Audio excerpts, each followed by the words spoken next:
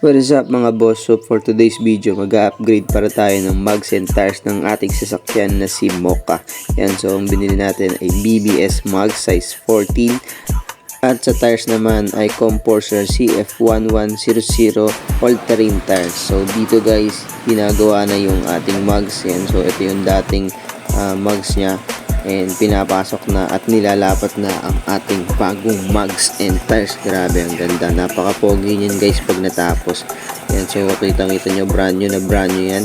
And dito nahanginan na para ready na for fitting. Napakadami rin pala nila guys na available na mags dyan, all sizes, pang lahat ng sasakyan.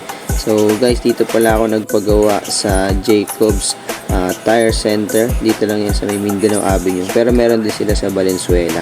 Yan, PM nyo na lang yung page nila guys. So dito guys, pinipiting na nila yung ating mags and tires para sa picture taking. Kasi guys, first time daw na may nagpagawa sa kanila ng Suzuki Espresso na gantong build or gantong mags and tires. Kaya pinicture-picturean muna nila tayo para meron silang reference pag merong ibang nagpapagawa.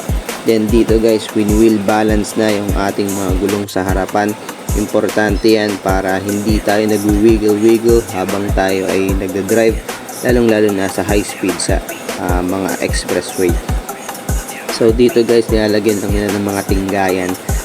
Alam nila yan kung saan nilalagay at para safe na safe tayo sa ating mga biyahe.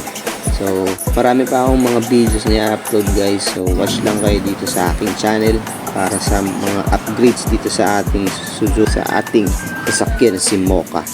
And guys, so pinapasok na nila at pinifinishing na lang. Yan.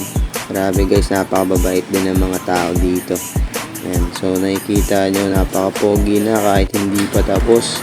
Yan. So ito nga pala guys, binababa na para daw masubukan ko na at malaman.